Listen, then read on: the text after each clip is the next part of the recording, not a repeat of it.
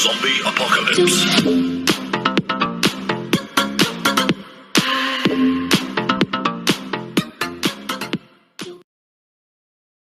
Hello everyone, welcome back to Eco Talks with Sneha Manerikar. This is our third video on the fundamentals of agriculture economics. So in today's video, we'll discuss about different definitions.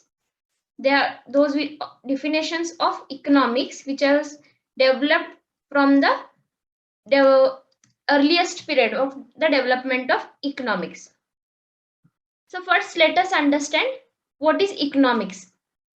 Economics, it is related with the production, exchange and consumption of various commodities in the economic system. It shows how scarce resources can be used to increase the wealth and human welfare.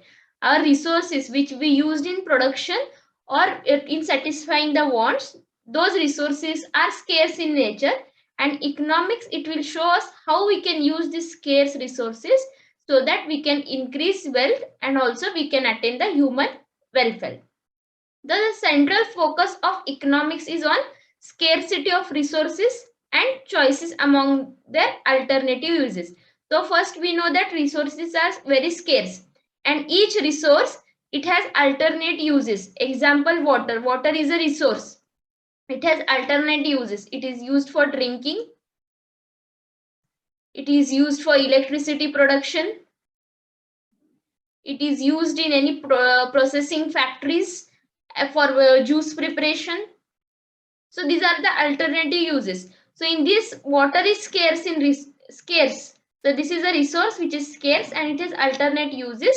So in economics, we'll deal with the how to we can choose in this alternative uses, how the resource can be used for in the alternative uses, so that we can get the maximum benefits from these resources. So resources or the inputs available to produce goods, these are limited in nature, and this scarcity will induce people to make the choices among these alternatives. These are various alternatives, but as a human we have to choose among these alternatives. And knowledge of economics is used to compare the alternatives for choosing the best among them. So best, which is the best among these alternatives, this can be chosen based on the knowledge of economics. For example, a farmer can grow paddy, sugarcane, banana, cotton, etc. endless number of crops. But in his garden land or his cultivable land, he has to choose the crop depending upon the availability of the irrigation water, his soil condition, his weather or climate. Depending on it, he has to choose the crop depending upon the availability of the resources. So this choice making will be done with the use of economics knowledge. So the major factors responsible for emergence of economic problems. Why economic subject has been came into existence? One is because of existence of unlimited human wants. In previous video, we have seen the characteristics of human want. Human wants are unlimited in nature. And second thing is the scarcity of available resources. Whatever resources we have, those are scarce in nature. So scarce resources and unlimited want will create the problem of economic problem. So the numerous human wants are to be satisfied through scarce resources available in nature. So economic deals with how the numerous human wants are to be satisfied with the limited resources. So thus we can say the science of economics. Economics is centered around want, efforts and satisfaction. There are unlimited human wants. You can see here there are unlimited human wants. Then human, he puts his efforts so that he can fulfill this, and through his efforts he will gain satisfaction and he will fulfill the want. So again this circle continues, and this is what the economics is revolving around: wants, efforts and satisfaction. So economics not only covers the decision making behavior of an individual, but also the macro variables of the economies, that is national income, public finance, international trade and so on. So it does not study only the single individuals, it will study as the whole nation also. So it comprises not only microeconomics but also macroeconomics. So we'll see the definitions of economics now. So several economists have defined economics taking the different aspect into account. So various aspects they have taken, like we have wealth definition, we have welfare definition, scarcity definition, so growth and development definition, which we'll see one by one. So depending on the different aspect, different economists have defined the economics in their own terms. So the word economics is derived from two Greek words, that is oikos, which means house, and nemen, that is to manage. So it would mean managing a household using the limited funds, that is limited funds is limited income, with the most satisfactory manner possible. So this is the dictionary meaning of economics.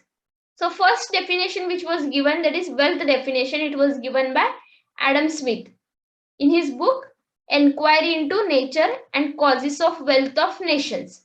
So in short, we can remember Adam Smith, he wrote Wealth of Nations and he has given the wealth definition. So he defined economics as science of wealth. He said economics, it is the science of wealth. He explained how nations' wealth is created. He considered that the individual in the society wants to promote only his own gain, and in this he is led by an invisible hand to promote the interest of the society, though he has no real intention to promote the society's interest. So what Adam Smith he said, first thing he said, it is the science of wealth. Economics is science of wealth. Then he said that human being, his main intention is to think about himself, how he can do his own welfare. So depending on that, he will act. And there is one invisible hand who will promote the interest of the society. Even though the individual's intention is not to promote the society's interest, but there is some invisible hand that will promote the interest of the society. So after this definition, some people have criticized the Smith's definition. So you can see Smith defined economics only in the term of wealth. Criticism for wealth definition is it is defined only in the terms of wealth and not in the term of human welfare. So Ruskin and Carle, they commended economics as decimal science. So Ruskin and Carroll, they have given it decimal science as it taught selfishness, which was against the ethics. They said that economics teaches selfishness because the human beings are thinking about themselves and not about the whole society. However, now wealth is considered only to be mean to end, that is the end being the human welfare. To achieve anything, we need to satisfy any want, we need wealth. So wealth is considered as mean to end, and end here means human welfare. Hence wealth definition was rejected and emphasis was shifted from wealth to welfare. So wealth definition was criticized here because it only talked about the wealth, and then they moved towards the welfare definition. So welfare definition was given by Alfred Marshall. He wrote the book Principle of Economics, in which he defined political economy, or economy is a study of mankind in the ordinary business of life. It examines that part of individual and social action which is mostly connected with attainment and with the use of material requisites of well-being. So he said he defined economy as a political economy, and he said that it is study of ordinary business of life, how the man behaves in his individual life, how he acts in the society, so that he can attain his goals, and he use the material requisite, that is he use the resources for his well-being. So he gives here the well-being, that is welfare concept. So it is called as welfare definition. The important feature of Marshall definition is, according to him, economics is study of mankind in order, that is his day-to-day business life, economic aspect of human life, we can say. Then next is economic studies both individual and his social action. We have seen here. It examines that part of individual and social action. So it studies both individual and social action aimed at promoting the economic welfare of the people. And third distinction is, Marshall he has made the distinction between two types of things, that is material things and immaterial things. He said that material things are those that can be seen, felt, and touched. Example, book and rice, food grains. And immaterial things are those that cannot be seen, felt, and touched. Example, skill, or skill of a teacher, skill of a doctor. So these are the immaterial things. Cultivation of hybrid cotton variety also he considered as immaterial things. In his definition, Marshall considered only the material things and that are capable of promoting welfare of the people. So he was material requisite, material resources. So he has talked about only about the material things. So criticism of Marshall's definition. Marshall first main thing he considered only material things, but even the immaterial things like such as service of doctor, teacher, and so on, this also will promote the welfare. So he ignored the immaterial things.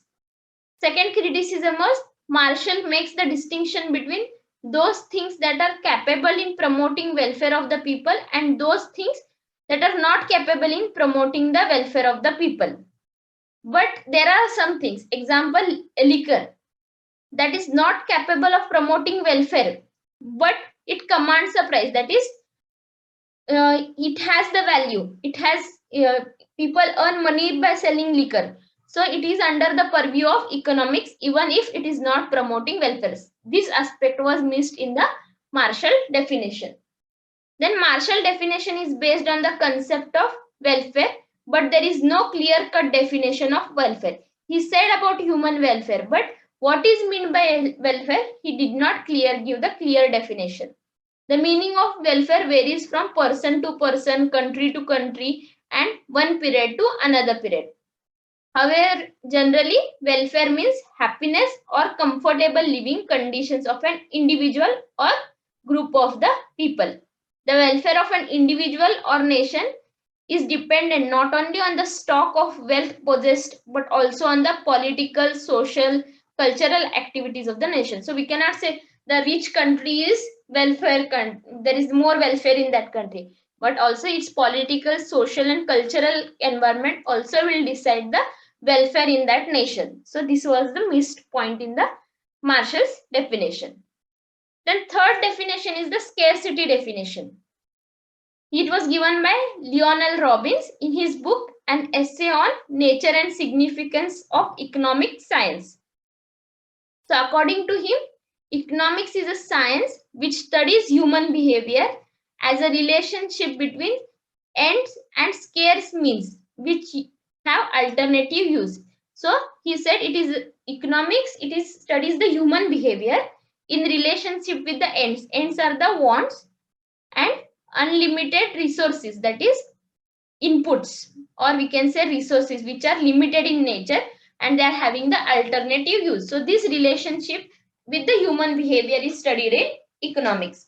So major features of Robbins definition is ends refers to human wants, as I have said, and human beings have unlimited number of wants. Here resources or means the limited or the scarce supply or scarce input. There is scarcity of commodity if its demand is greater than the supply. In other words, scarcity of commodity is to be considered only in relation to its demand. The scarce means are capable of having the alternative uses. We have seen previously, every resource has the alternative uses.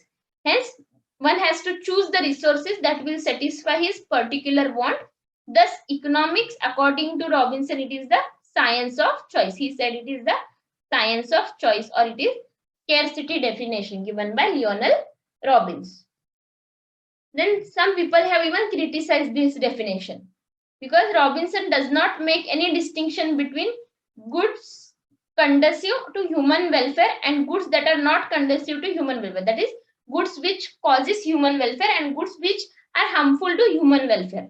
In the production of rice and alcoholic drink, care resources are used.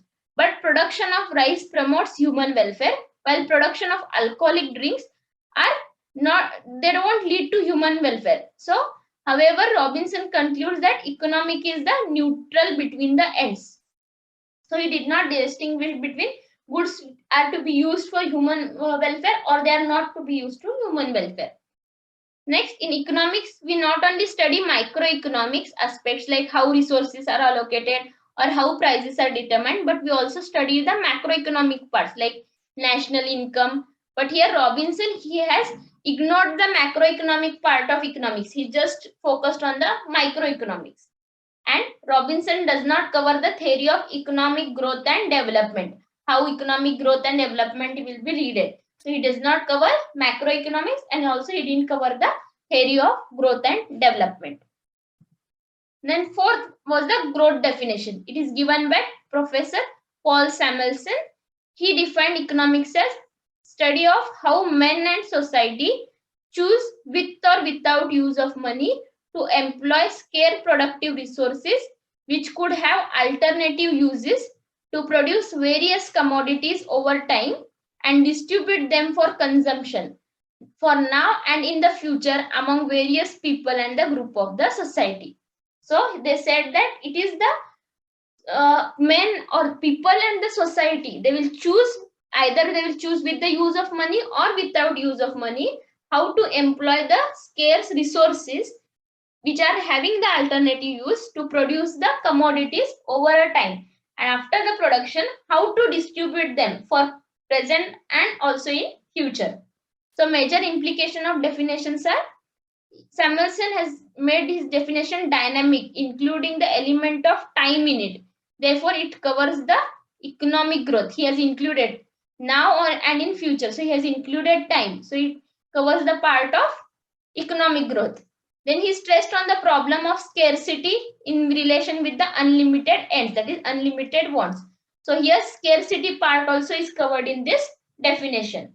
And this definition covers various aspects like production, distribution and consumption. Till now just we were talking about the production, distribution and consumption was not included, but the consumption and distribution part was included by Samuelson in his growth definition. Of all the definitions which we have discussed, growth definition stated by Samuelson appears to be most satisfactory. However, in modern economics, the subject matter of economics is divided into two parts, microeconomics and macroeconomics. That is, microeconomics will deal with the individual firms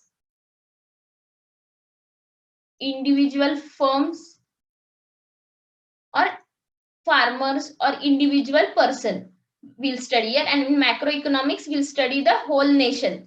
So in microeconomics will deal with the allocation of resources, price determination, then we'll see this which enterprise to choose. These are the microeconomic problem. Whereas in macroeconomics we'll talk about national income, we'll talk about employment, we'll talk about the GDP, gross domestic, different concepts of national income. We'll discuss about the multiplier, investment. So these are savings. So these are the various aspects under the macroeconomics. So economics therefore rightly considered as study of allocation of scarce resources and of determinants of income, output, employment and economic growth. So it studies both at micro level and macro level. That's all for today's video. In further parts, we'll start with the basics of microeconomics. In next video, we'll start with the microeconomics basics and we'll move toward the advances in the microeconomics.